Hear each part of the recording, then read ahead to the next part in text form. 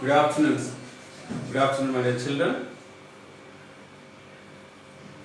So, the previous class we discussed vocabulary, the adjectives of Nick's life, especially some qualities which are described about Nick's life. So, in that, his positive qualities and his positive attitudes, how he has developed, we have seen. Today, the continuation of this unit, attitudes, altitude, and there are some part of vocabulary we need to discuss. Before I go to this, I request you to all the children, take the book and see where I am teaching, and it is better to go through the lines where I am going to explain. So it's very important. So here, if you see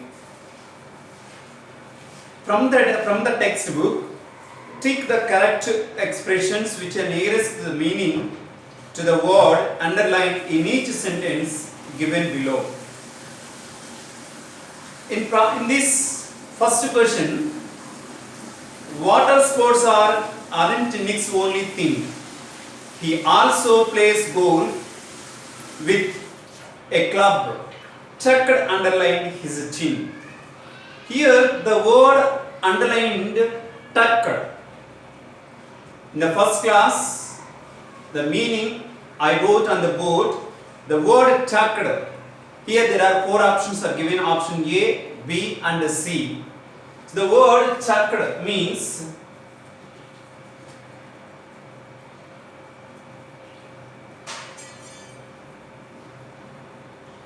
kept, and distraught, and next word is distraught.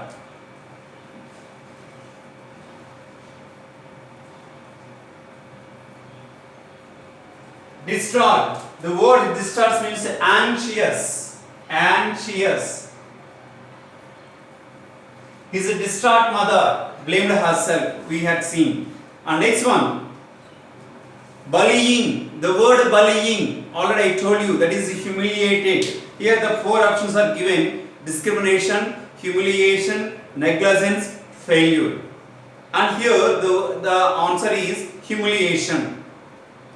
And next one, Nick, who was teased and bullied, had an electric wheelchair for mobility.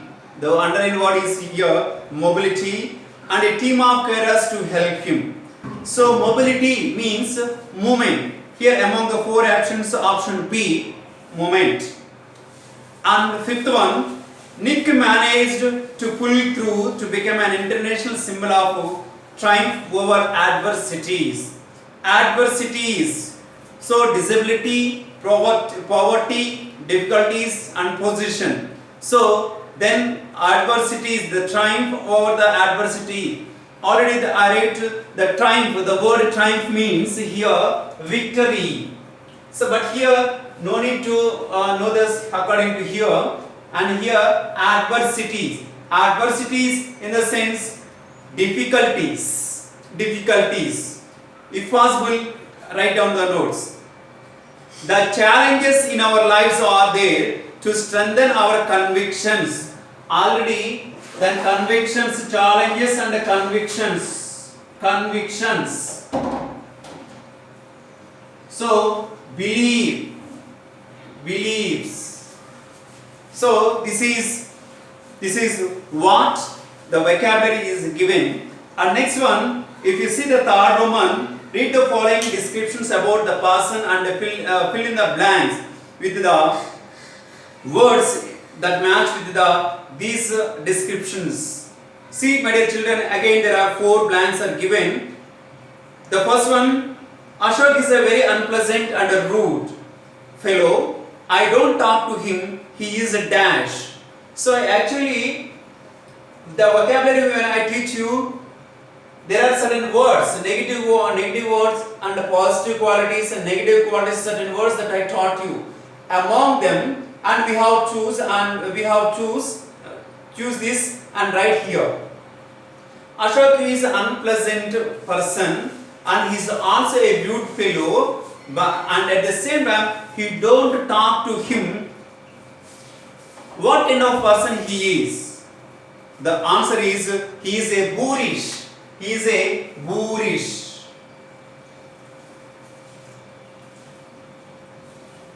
Children, this is from textbook I am explaining. Please note down it. And Srini is very confident, negligent, elegant and polite. But sometimes he does not appear to be sincere. He is dash. He is dash. He is a save, S-U-A-V-E. He is a save. And next one, the third one is Sudhata is quiet and calm. She doesn't like to spend time with others. She is interested in her thoughts and feelings. So she is a dash. She is a dash. I repeat this sentence. Please look into the book. Sujata is quiet and calm. She doesn't like to spend the time with others. She is interested in her thoughts and feeling. So she is a dash. That means she is an introvert. The word introvert, which means she does not want to spend the time with others. She wants to spend with her own thoughts, with her own ideas. So we call them introvert. Extrovert in the sense he or she may spend with the time with others and they want to share their feelings. Though opposite of introvert, it means extrovert. Right? And next one. Ramesh is very sensitive. He always shows sympathy for people who are suffering. That means Ramesh is a very sensitive. He always shows sympathy for the people who are suffering. He is a what kind of person? That is question he is asking. That means he is a compassionate person. He is a compassionate. The word compassionate.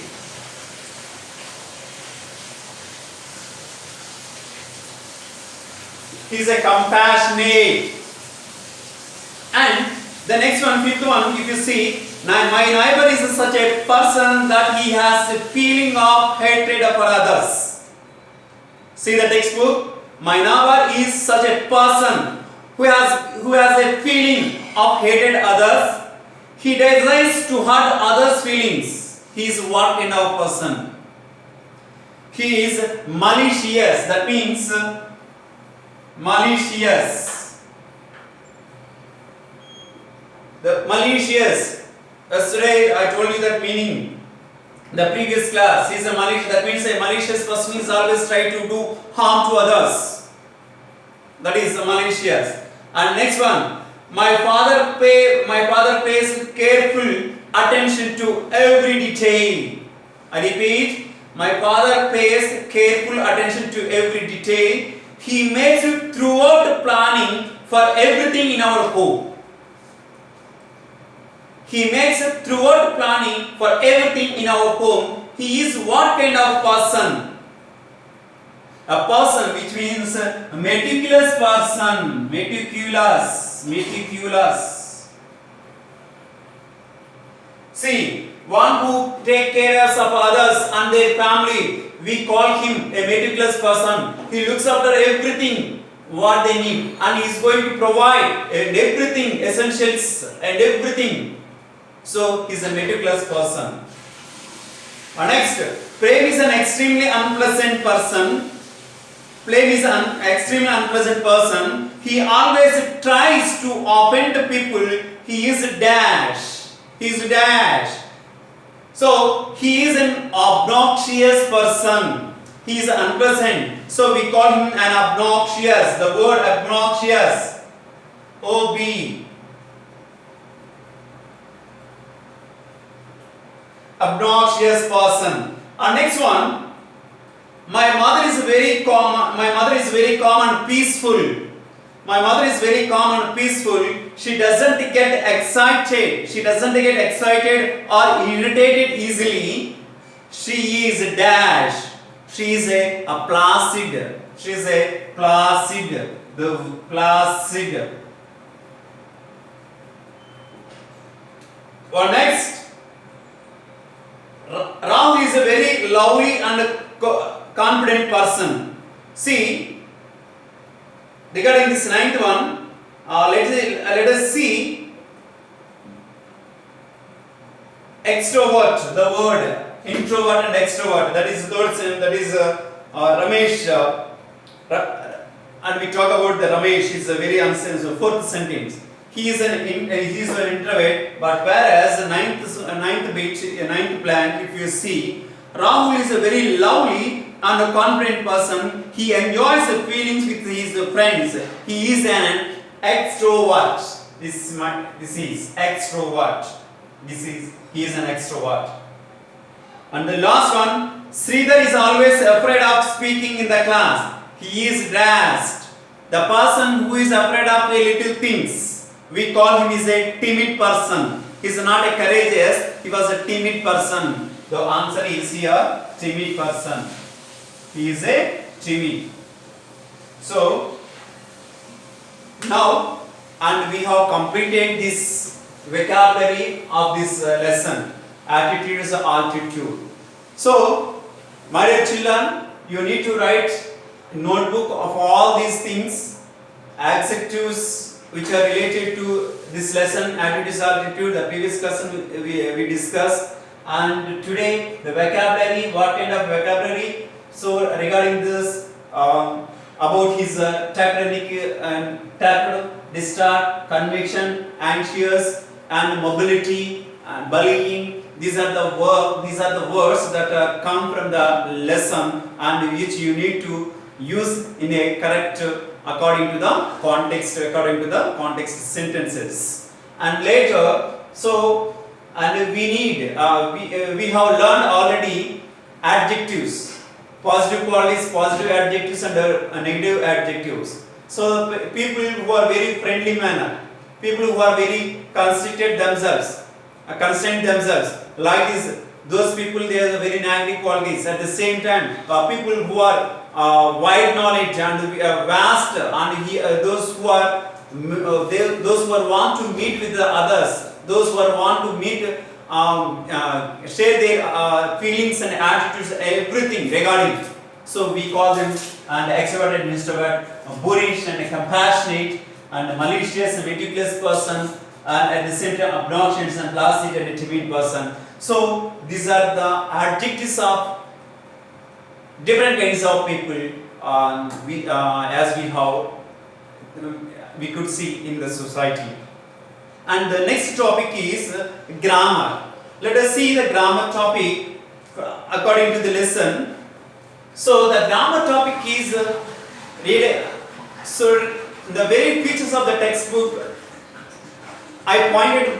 I don't know whether you remember or not. I point one thing regarding that, and we are going to in the first class, and we are going to learn defining and non-defining relative clause. Yes, you got it now.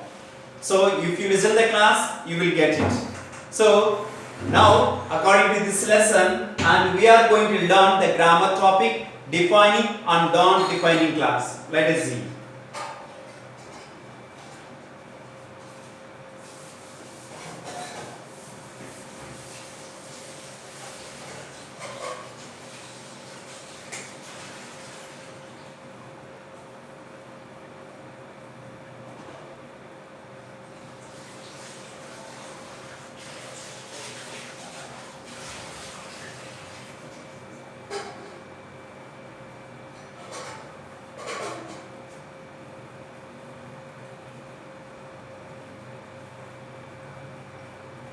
See, here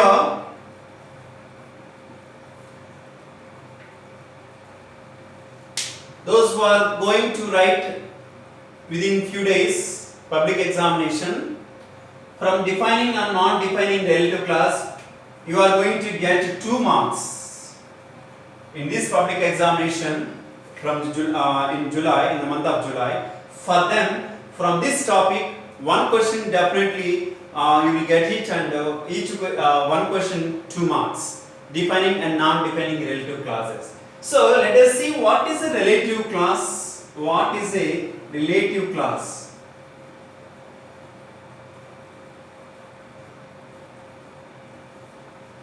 A class, relative class definition means a class which combine the sentences, which connect the sentences or the clauses with a relative pronoun is called relative class.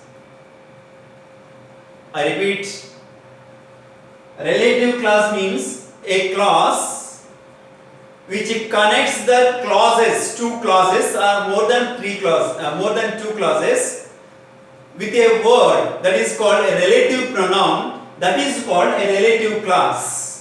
Example here, see, woman, the woman,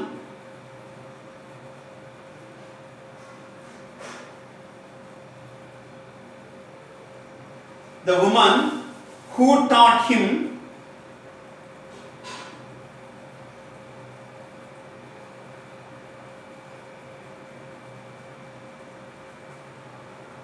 surfing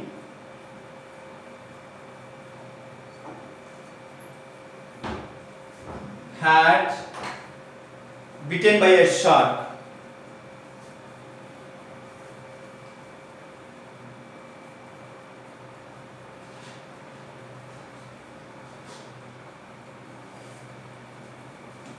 Children, if you look at the sentence, this is what I want to say. This is a relative class.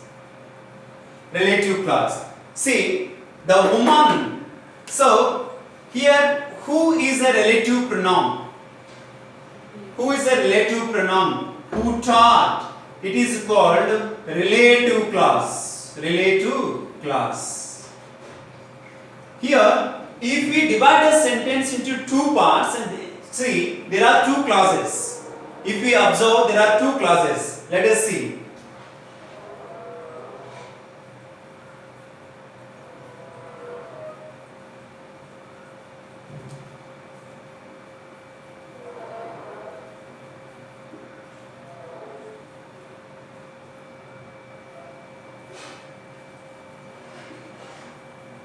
Full stop. She had been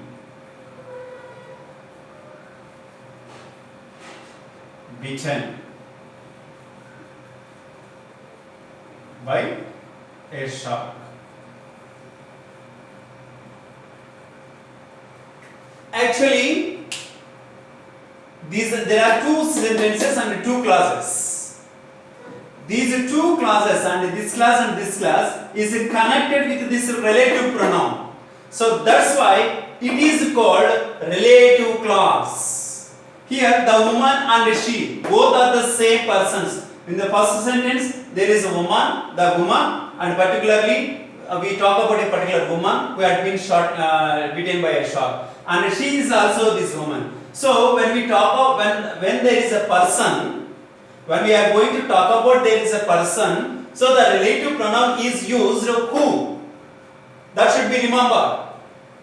That you have to remember. The woman taught him surfing and she had been bitten by a shark. This, like in examination, this way you may get the question.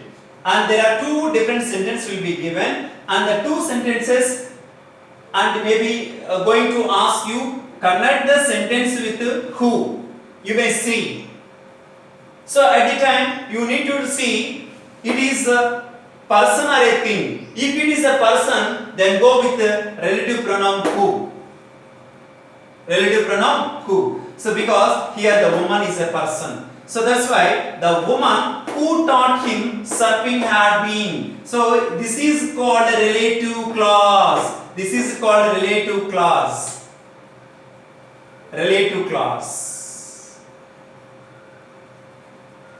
So it is a relative pronoun. So this part of the sentence is called a relative clause. That's why we call it is a relative clause. Let us see what is a defining or non-defining clause. See, in the sentence, the woman who taught him surfing had been beaten by a shark. This is called defining relative clause. The whole sentence is a defining relative clause.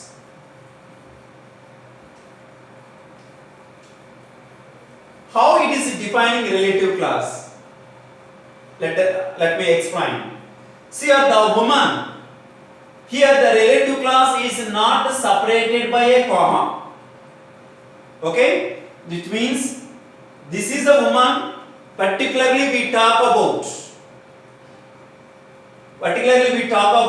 That means she had been bitten by a shark. That means she taught him surfing. Especially, and it is not the relative clause is not separated by a comma. So that's why, and we talk about only the person, the particular person among the particular person. That's why it is called defining relative clause. It defines particular person. So that's why it is called defining relative clause. For example, you may get doubt, sir, if we kept here a comma, the meaning different. So, who taught him surfing? It is another comma, had been bitten by a shark. There are different. If you put commas, the meaning had been changed. See, if you keep commas here, so automatically it is non-defining relative clause. That means it is not defined particularly. The woman, comma, who taught him surfing, comma, had been bitten by a shark. There are two commas and the sentence is separated by and is divided by a comma. So automatically it becomes a non-defining relative clause. Defining in the sense, definitely, particularly we talk about particularly this woman who taught him surfing. So that's why it is a defining relative clause. And what is a non-defining relative clause? So I'll show you that. So Nick, example, Nick, who was teased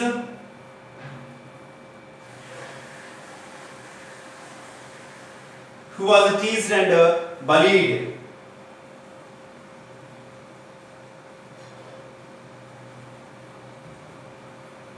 Had an electric chair.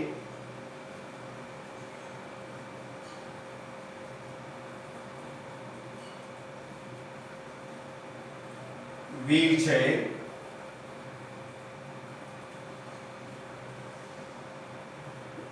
For mobility.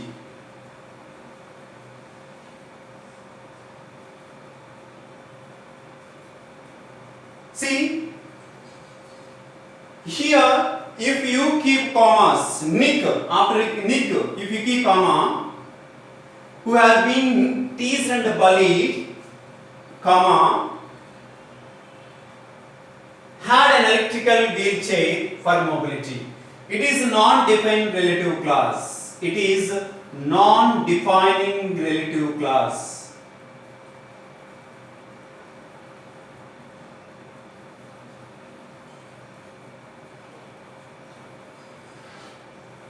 Non-defining relative clause. So a relative clause is connected with a relative pronoun. You have to remember.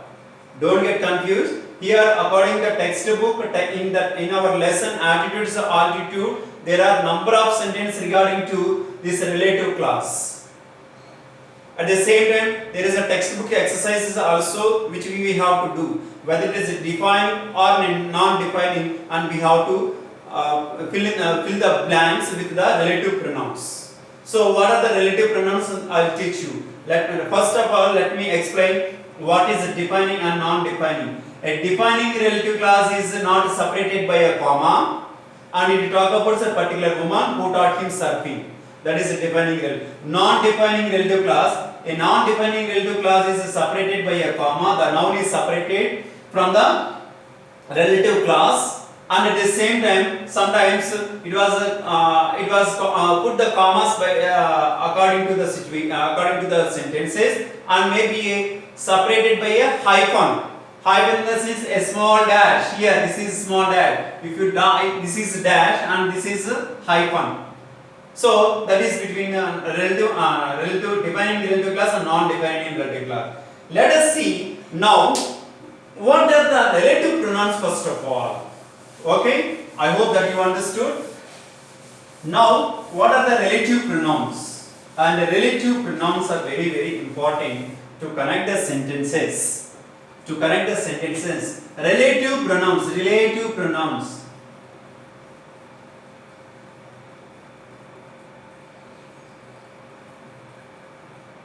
These relative pronouns are who. When we talk about the person. So when we want to connect the sentences, if the sentences talk about a person, at the time you have to use this who is a relative pronoun, and which it is talk about the things, that the relative pronoun that it is also both person or things.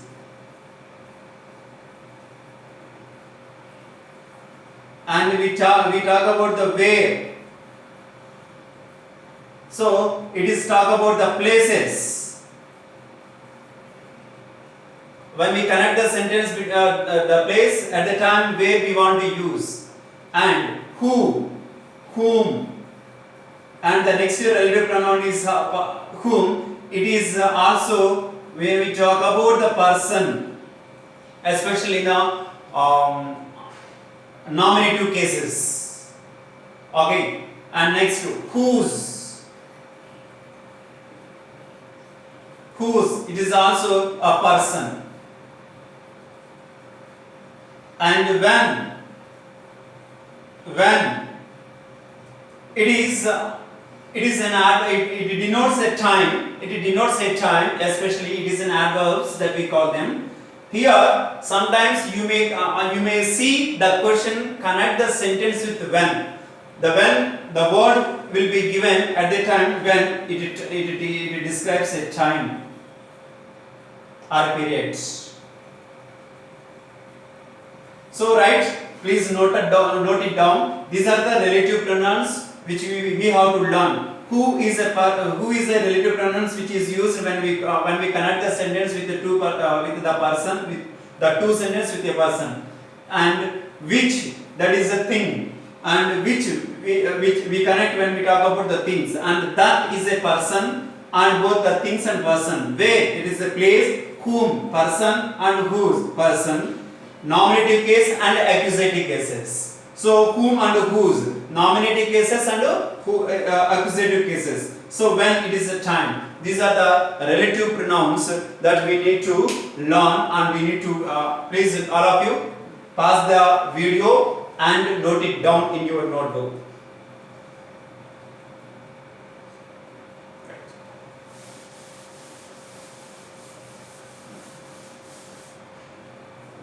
Or next, how to connect the sentences with a relative pronoun. The first and the foremost, the question in a public examination, the question in what way the question is being asked you. So, for example, the question is, look at, I met Ramu, full stop. He got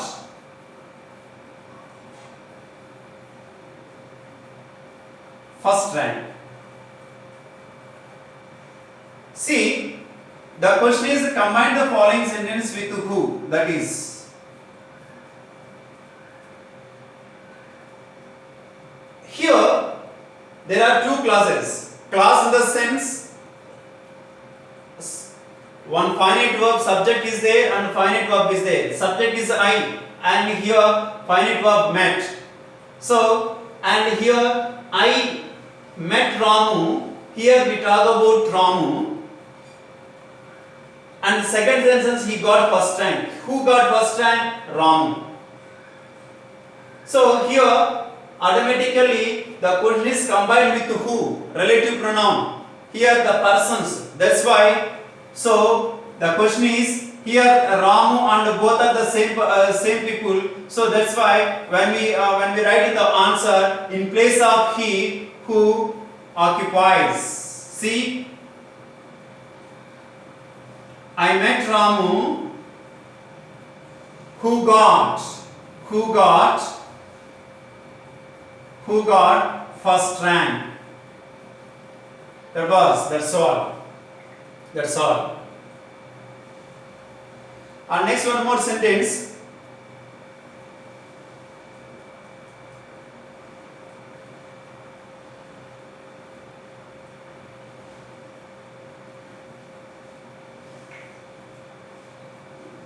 A woman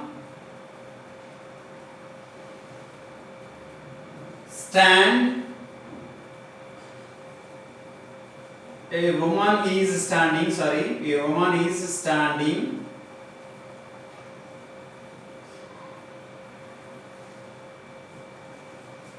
near the gate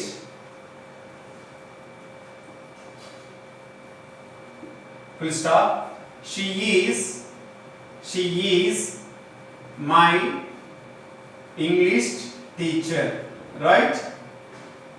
This sentence is also combined a sentence with the relative pronoun who. See, a woman is standing near the gate. This is one sentence. A woman and a she. Here, this is from here to here. This is one type of one sentence, and here to here there is another sentence. In the two sentences, the person is the same. At the time, here it is also a person. So that's why relative pronoun who we want to combine. So automatically, see where we have to use. When here in the beginning there is a noun, and in the second sentence in beginning you find a pronoun. So this pronoun to be omitted. That pronoun is omitted, and here there you find this woman. So, and in the answer,